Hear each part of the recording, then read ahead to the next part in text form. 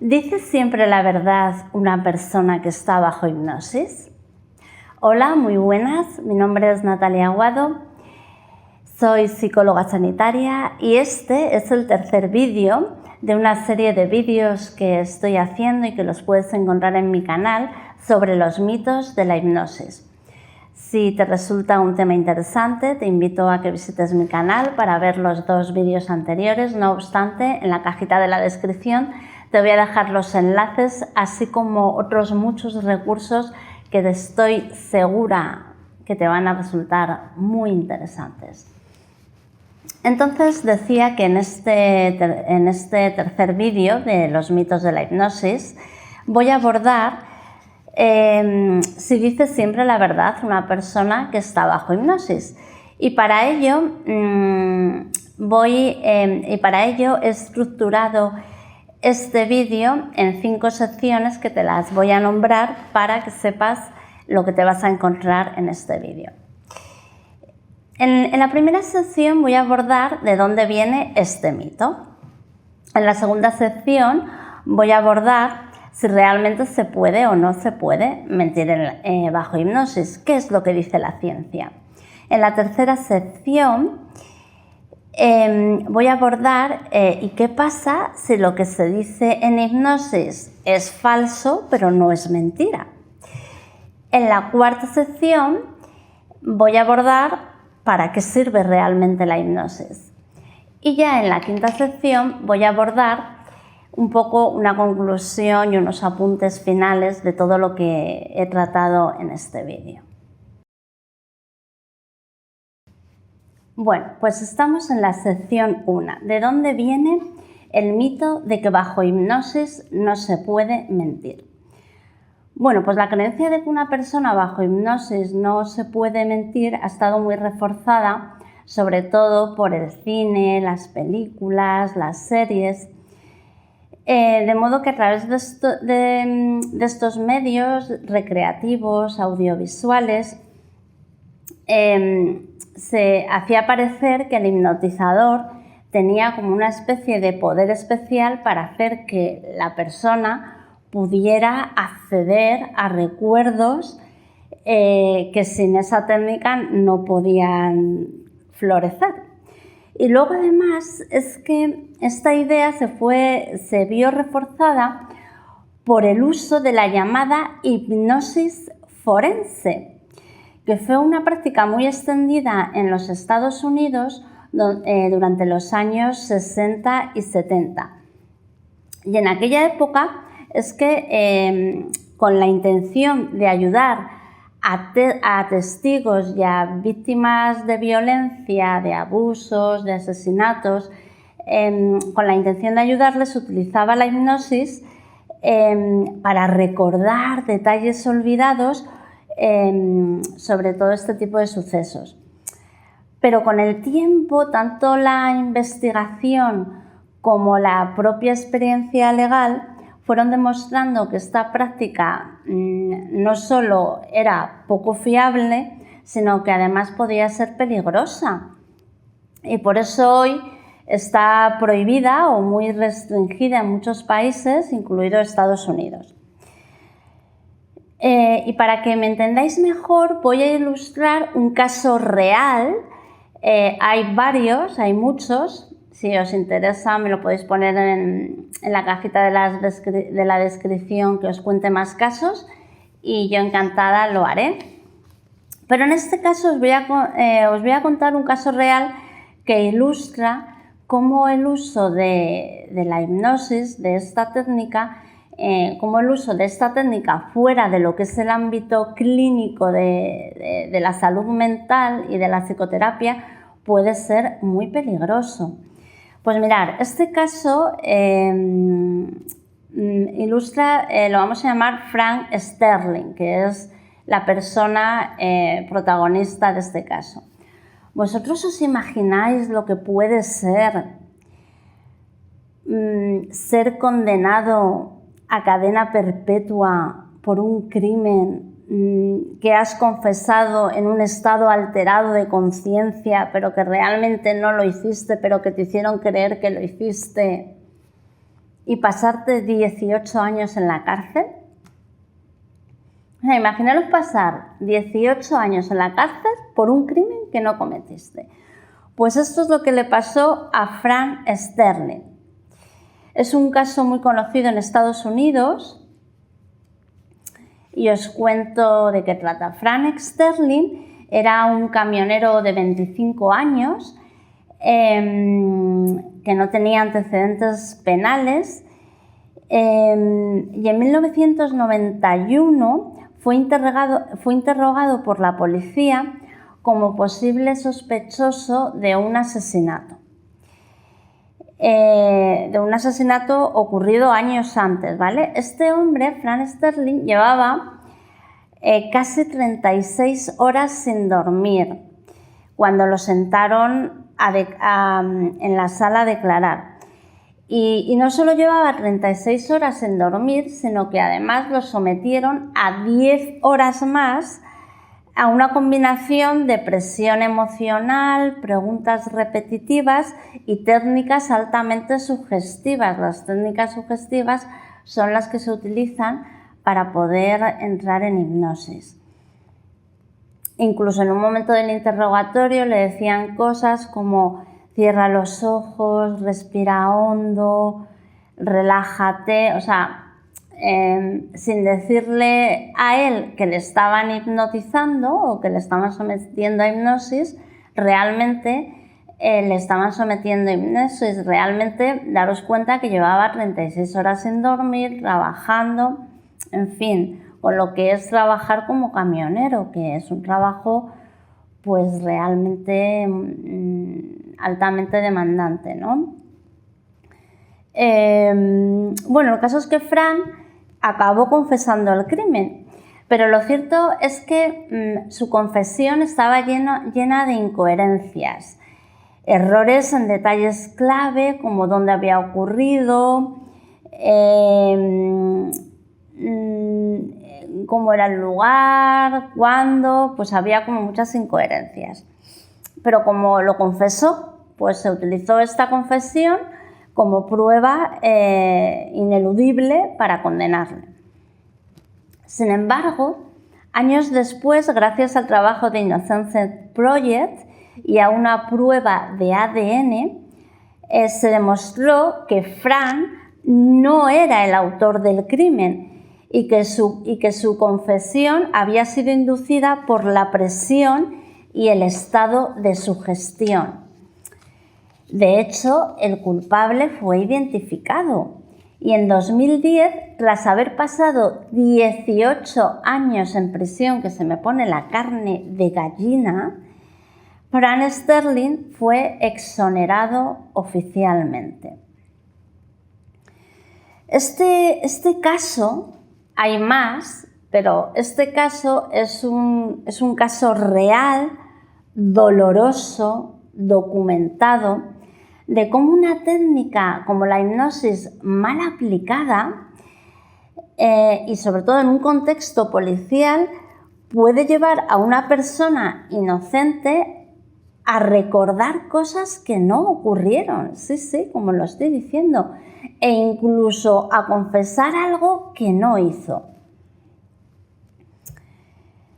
Obviamente, tras varios errores, se dejó de usar la hipnosis forense. ¿Y por qué se dejó de usar la hipnosis forense? Bueno, yo creo que es obvio, después de este ejemplo, entender por qué. Pero lo voy a explicar con datos que nos dice la evidencia científica.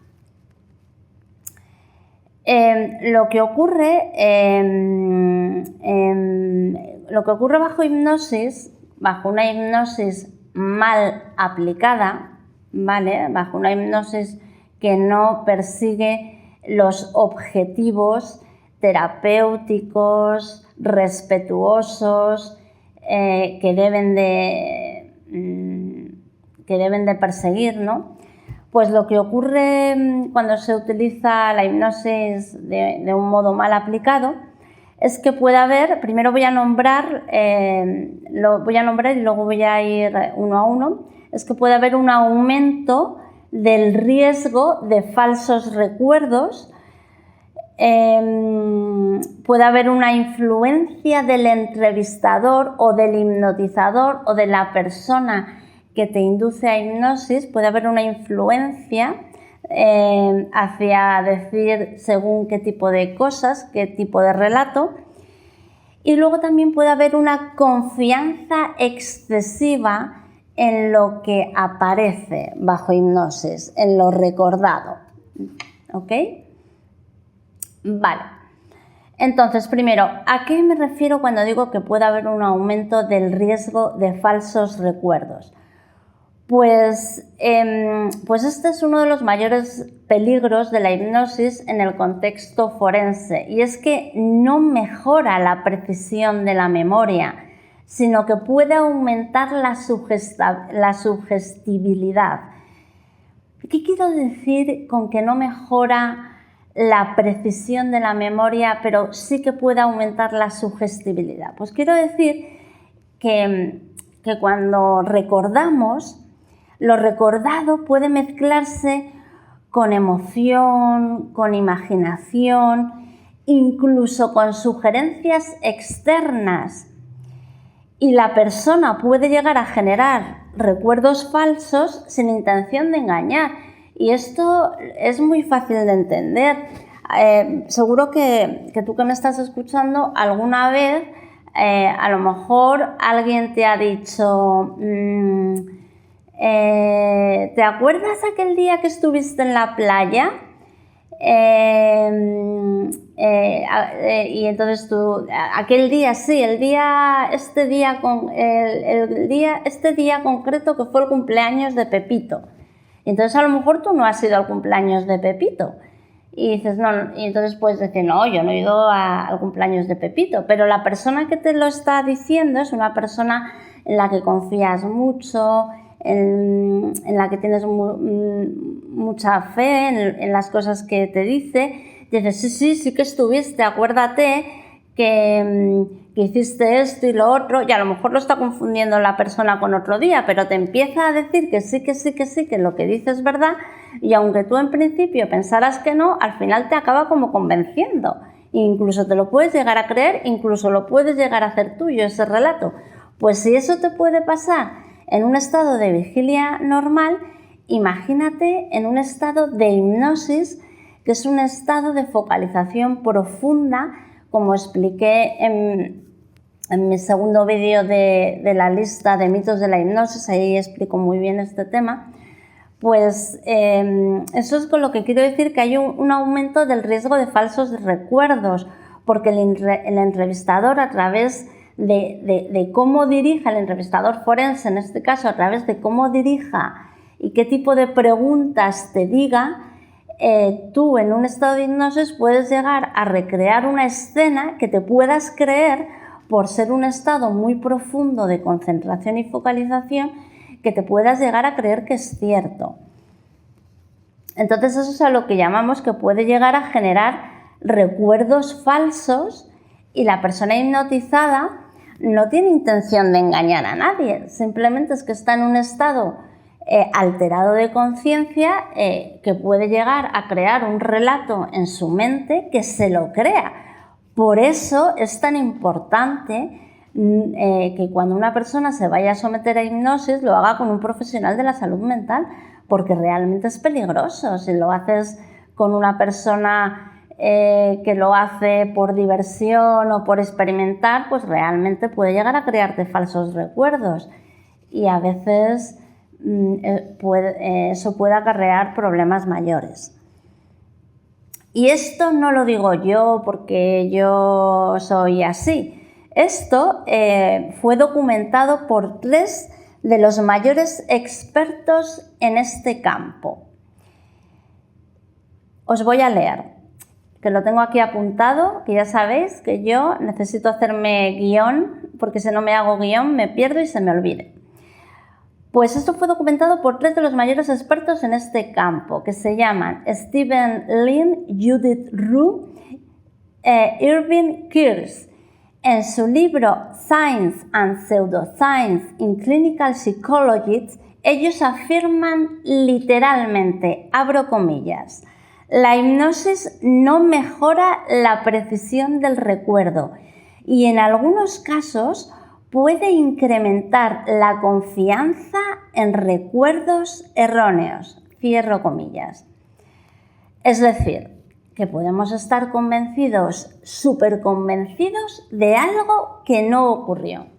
Y esto puede pasar si te sometes a hipnosis con alguien que no es un profesional de la salud mental y que no tiene una formación especializada en hipnosis clínica. Luego, por otra parte, está en la misma línea de los falsos recuerdos, está la influencia del entrevistador. Y entonces, por eso es muy importante que cuando una persona se somete a hipnosis lo haga bajo las manos profesionales de un profesional de la salud mental.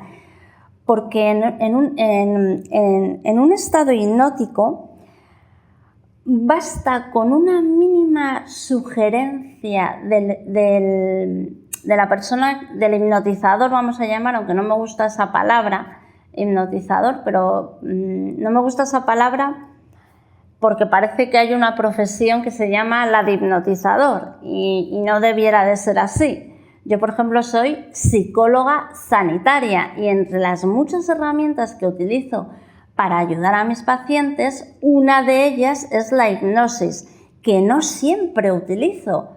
La utilizo o no, según vea, va a ser conveniente o satisfactoria. Pero yo no soy hipnotizadora ni hipnotista, soy psicóloga sanitaria. Pero bueno, para entendernos en este medio, voy a llamar, una vez aclarado este término, hipnotizador al que hace la hipnosis, ¿vale? Entonces decía que otro riesgo en los falsos recuerdos es precisamente la influencia del entrevistador en el caso de hipnosis forense o del hipnotizador, porque basta con una mínima sugerencia verbal o una pregunta orientada o una afirmación insinuada para que la persona recree esa insinuación, esa sugerencia y crea algo que realmente no vivió. Por ejemplo, imagínate pues, que en medio de la hipnosis se le dice al sujeto hipnotizado: recuerda esa camisa verde que llevabas. Y a lo mejor no llevaba una camisa verde, pero como tú le has dicho en ese estado de focalización tan intensa que llevaba una camisa verde, pues en la mente de la persona hipnotizada se recrea con una camisa verde que tenga. Y si no la tiene, piensa que la tenía, ¿vale?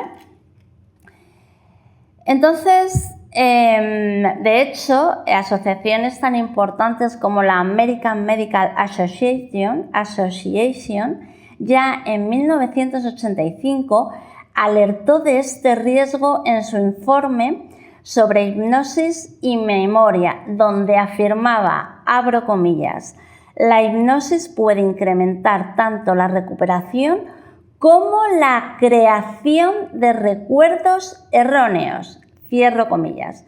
Evidentemente, la hipnosis bien aplicada puede ayudar puede perfectamente incrementar la recuperación de recuerdos. Sí, es verdad, se puede. Pero también se corre el riesgo de crear recuerdos que no existen.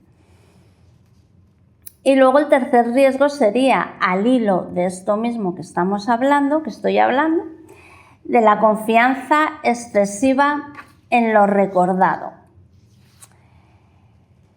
Y aquí está lo más paradójico, porque después de una sesión de hipnosis, la persona suele sentirse más segura de lo que ha recordado, aunque esos recuerdos sean imprecisos o directamente falsos.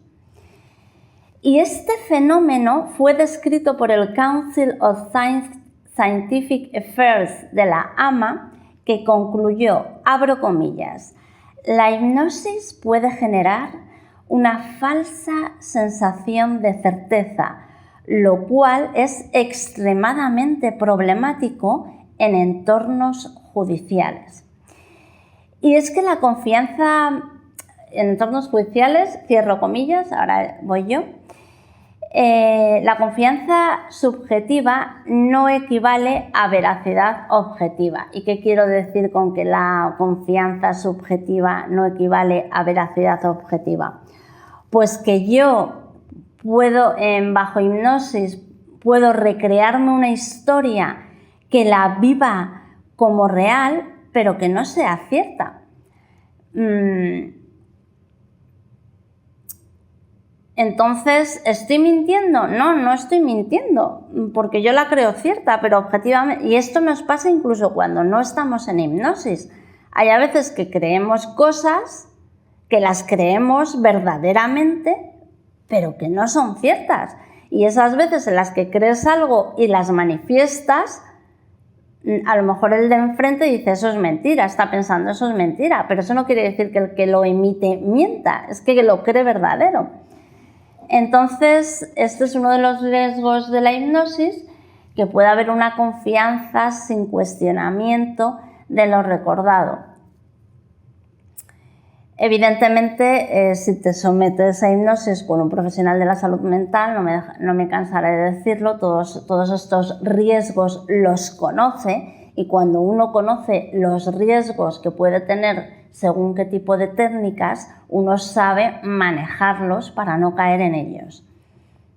E incluso si se cae, uno sabe cómo manejarlos para salirse del error, para corregirlo.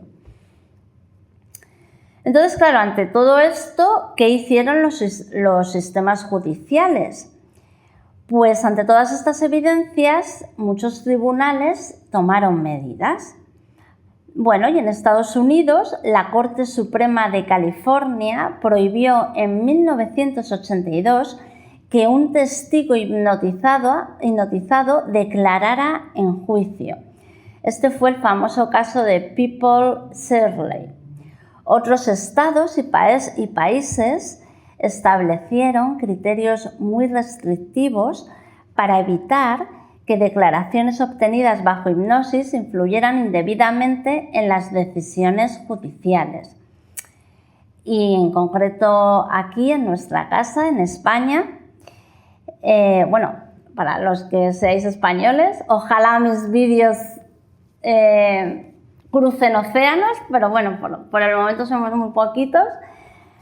Decía que en España el uso de la hipnosis en juicios está desaconsejado por los colegios profesionales y solo se permite de forma teórica bajo condiciones excepcionales y con supervisión clínica estricta. Bueno, ante todo lo que os he contado, ante todo lo que te he contado, por eso hoy sabemos con claridad que la hipnosis no puede ni debe usarse jamás como una herramienta legal para obtener testimonios. ¿Por qué? Pues porque lo que se dice en hipnosis no siempre es cierto. Puede ser una mezcla de experiencia real, de imaginación, de sugestión, de emoción, y todo eso tiene que saberse manejar. Por tanto, la hipnosis no es un medio para descubrir verdades ocultas, es una herramienta terapéutica que sirve para trabajar desde la experiencia subjetiva, con respeto, con cuidado y con sentido clínico.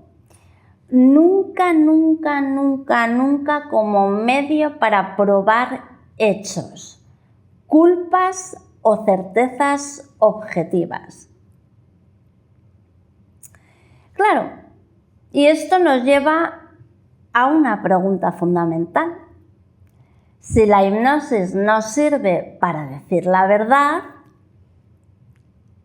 ¿qué es lo que ocurre realmente cuando una persona está hipnotizada? ¿Se puede mentir bajo hipnosis? ¿Qué dice la ciencia? Bueno, vamos a verlo paso a paso. Una de las ideas más importantes que me gustaría que te quedaras es que la persona hipnotizada no pierde su voluntad ni su juicio, no pierde su capacidad de decidir ni su juicio. Entonces no se convierte en un robot ni en una marioneta ni a expensas de la voluntad del hipnotizador, ¿de acuerdo? No pierde ni la voluntad ni se convierte en una marioneta sin control. De hecho, más bien al contrario, lo que ocurre es un cambio en el foco de atención, en la absorción mental, en la conexión con la propia experiencia interna. Por tanto, en ningún momento se pierde la conciencia, ni los valores, ni la libertad de actuar. Y eso incluye, por ejemplo, la posibilidad de mentir conscientemente, la posibilidad de ocultar información e incluso la posibilidad de inventarte cosas, porque si así lo desea la persona, porque no pierde la voluntad. Entonces, ¿cómo te quedas? ¿Cómo te quedas si te digo que incluso en hipnosis tú puedes decidir qué callar? ¿Cómo te quedas? Y que incluso en hipnosis puedes mentir. ¿Te sorprende esto que te digo? Pues esto lo explica muy claramente el investigador Irving Kirsch, uno de los mayores expertos en hipnosis a nivel internacional. Es profesor en Harvard y pionero en el estudio de la sugestión. Y en un artículo publicado en 1994 en la revista Contemporary Hypnosis, Kirsch afirma, y cito textualmente, abro comillas, la hipnosis no implica pérdida de control ni de conciencia. Las personas hipnotizadas pueden rechazar sugerencias, inventar respuestas o incluso mentir deliberadamente. Cierro comillas.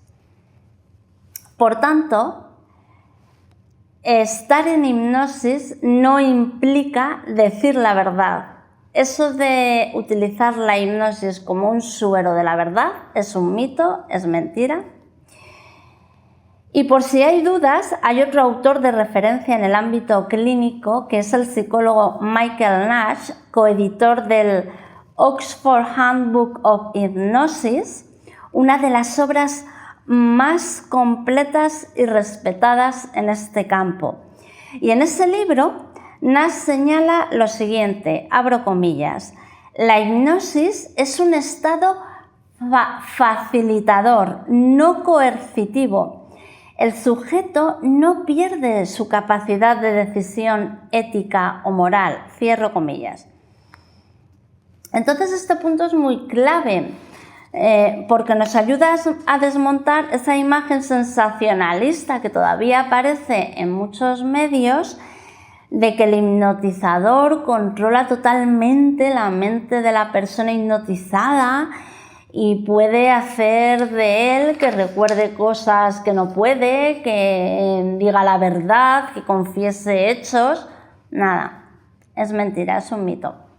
De hecho, la realidad clínica es muy diferente porque la hipnosis no impone, no manipula, no obliga, todo lo contrario, es una técnica de acompañamiento, de exploración y obviamente siempre debe de usarse con respeto, con formación, con consentimiento y con fines terapéuticos. Y esto es una buena noticia porque significa que en una sesión clínica tú sigues siendo tú, con tus valores, con tu capacidad de decidir y con tu capacidad de decir o no lo que tú desees.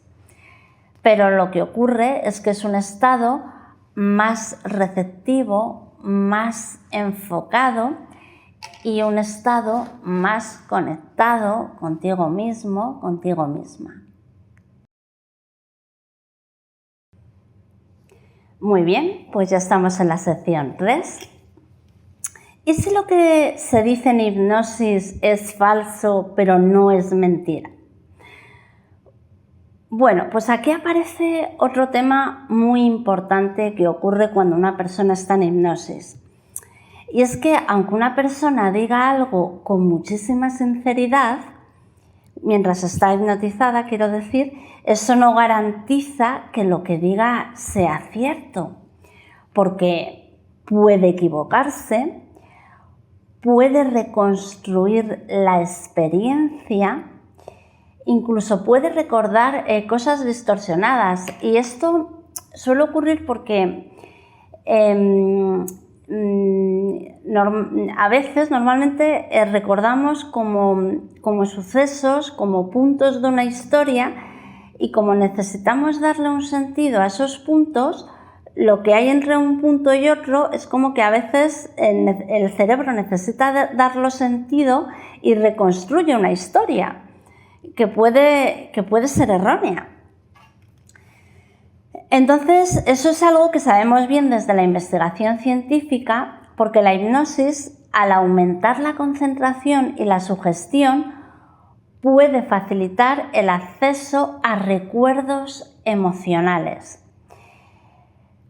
Y eso es cierto, pero también puede hacer a la persona más vulnerable a la creación de falsos recuerdos o interpretaciones confusas.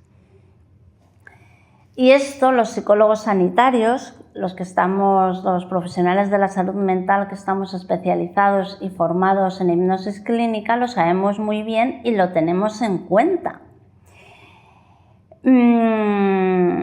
Y decía que esto no es solo teoría, lo han demostrado décadas de estudios clínicos sobre memoria e hipnosis. Y os voy a citar a 3 referentes en el campo de la psicología clínica que lo explican muy claramente. Estas personas se llaman Stephen Lin, Judith Rue e Irving Kirsch, que en su libro Science and Pseudoscience in Clinical Psychology, publicado en 2007, afirman literalmente, abro comillas, la hipnosis no mejora la precisión del recuerdo y en algunos casos puede incluso incrementar la confianza en recuerdos erróneos o distorsionados. Es decir, que la persona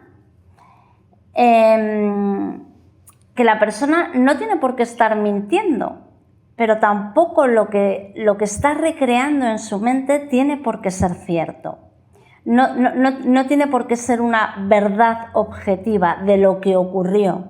Aunque una persona, lo digo en otras palabras, aunque una persona bajo hipnosis recuerde la sucesión de una serie de hechos, no quiere decir que esos hechos hayan ocurrido objetivamente. Puedes sentirlo como real, sí, pero no necesariamente que una persona lo sienta como real quiere decir que ocurrió tal y como lo recuerda. Y esto no solo lo dicen los investigadores, también lo han advertido instituciones médicas y científicas de primer nivel, como por ejemplo la American Medical Association, en un informe elaborado en 1985 por su Council on Scientific Affairs, señaló que, abro comillas, la hipnosis puede incrementar tanto la recuperación como la creación de recuerdos erróneos. Y en una línea muy similar, la propia Asociación Americana de Psicología, a través de su división 30, que es la sección especializada en hipnosis, recuerda que, abro comillas, los sujetos en hipnosis pueden mentir, ocultar información o actuar según sus valores. No existe un suero de la verdad. Y esta claridad es fundamental, sobre todo en entornos judiciales, porque una herramienta clínica no garantiza, una herramienta clínica que no garantiza la veracidad de lo recordado no puede ni debe utilizarse en contextos judiciales como una prueba. No sería ético y desde luego no es científicamente aceptable. Claro, pero que no sirva para encontrar la verdad no significa que la hipnosis no tenga valor.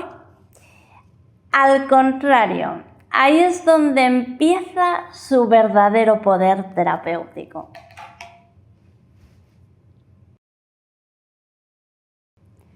Muy bien, ya estamos en la sección 4. Entonces, ¿para qué sirve realmente la hipnosis? Y esta es para mí una de las preguntas más importantes, porque cuando desmontamos los mitos de la hipnosis, uno pudiera pensar que la hipnosis tampoco sirve para tanto. Pero es justo lo contrario, porque la hipnosis lo que pasa es que no se utiliza para descubrir verdades ocultas, ni para obtener confesiones. Su valor está en otro lugar, mucho más humano, mucho más profundo, mucho más reparador, mucho más transformador. Y lo que voy a compartir contigo no es opinión personal, es lo que dice la ciencia actual. Primero, facilita el acceso a recursos internos. En el día a día estamos abrumados con mucha estimulación que viene de muchas partes.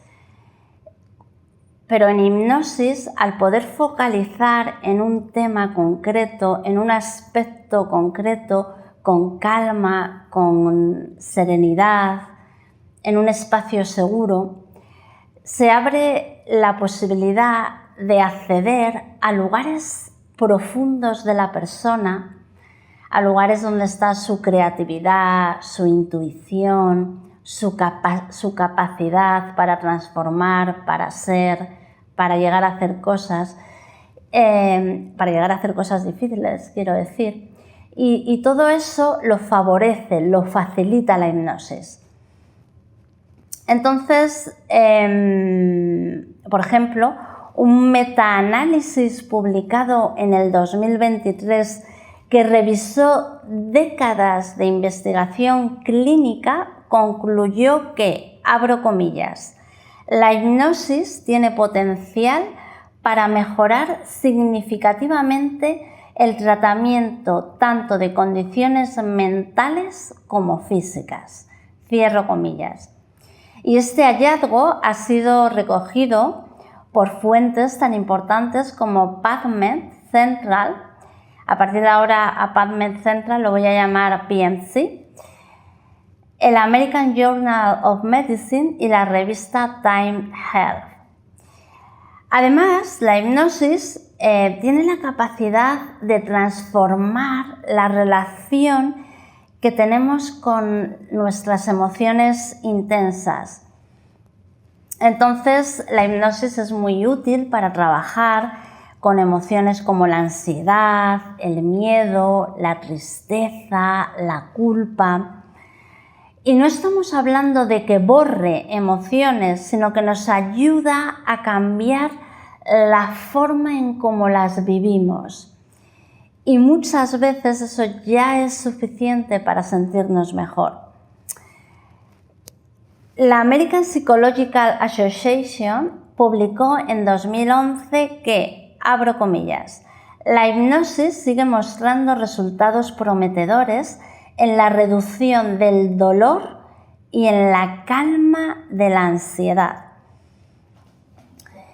Bueno, y eso lo veo yo, lo vemos día a día en la consulta, que la hipnosis genera un estado interno más receptivo, donde es más fácil observar desde un lugar seguro, con más claridad, donde puedes soltar tensiones y donde te puedes abrir a responder a situaciones muy difíciles que la persona puede estar viviendo desde otros lugares mucho más reconfortantes, mucho más creativos y mucho más sanadores. Luego, además, la hipnosis alivia síntomas físicos como el dolor, el insomnio o la tensión muscular. Y es que la hipnosis también actúa sobre el cuerpo y no desde la magia, sino desde la conexión de la mente y la fisiología. Revisiones clínicas publicadas en Mayo Clinic Proceedings y estudios en PNC han demostrado que, abro comillas, en diversas condiciones de dolor, la hipnosis reduce significativamente el malestar físico, cierro comillas. Y esto incluye dolor crónico, cefaleas, dolor posoperatorio, síntomas vinculados al insomnio. Y además, un metaestudio subraya que, abro comillas, la hipnosis mejora de forma sostenida tanto la salud mental como la somática, cierro comillas. Esto quiere decir que sus efectos no solo son inmediatos, sino que pueden consolidarse con el tiempo y acompañar procesos de recuperación profunda. Y además, la hipnosis favorece el cambio de patrones mentales desde un lugar más imaginativo y flexible. Esto en psicología lo llamamos desautomatización, que es como salir del piloto automático. Porque la hipnosis tiene la capacidad de ayudarnos a tomar distancia de los pensamientos repetitivos. Nos ayuda a tomar distancia de las creencias rígidas, de ver las cosas desde otros lugares, de observar desde otro lugar formas de actuar que ya no nos hacen bien, que ya no nos acompañan, que ya no nos sirven. De hecho, la hipnosis nos ayuda a crear nuevas posibilidades internas. Y así, el psicólogo clínico Michael Yapko, un experto mundial en hipnosis terapéutica, lo expresa así, abro comillas: la hipnosis anima a los terapeutas a explorar con curiosidad los talentos y habilidades naturales del paciente. Y otros investigadores como Fox, Kang, Lipstick y Christoph han demostrado que, abro comillas, la hipnosis puede aumentar la flexibilidad cognitivo-emocional y facilitar la transformación de los patrones de pensamiento, cierro comillas. ¿Y esto qué significa? Pues que podemos empezar a pensar y a sentir desde otros lugares, desde otras formas de ver nuestra realidad, estar más abiertos a la posibilidad de cambiar y estar mucho más conectados con nuestras necesidades. Resumiendo, la hipnosis no es un espectáculo ni un detector de mentiras, ni un detector de verdades, no es un suero de la verdad, sino que es una herramienta terapéutica profunda y eficaz que nos permite acceder a nuestros recursos internos, a transformar la forma en que vivimos nuestras emociones, aliviar el cuerpo de la tensión, de dolores físicos, del insomnio, y a cambiar la forma en cómo nos relacionamos con nuestros propios pensamientos. Y esto no lo digo yo, lo dicen estudios publicados en PNC, en la APA, en la Mayo Clinic, en ResearchGate y recogidos por medios como Time, Health o Archive.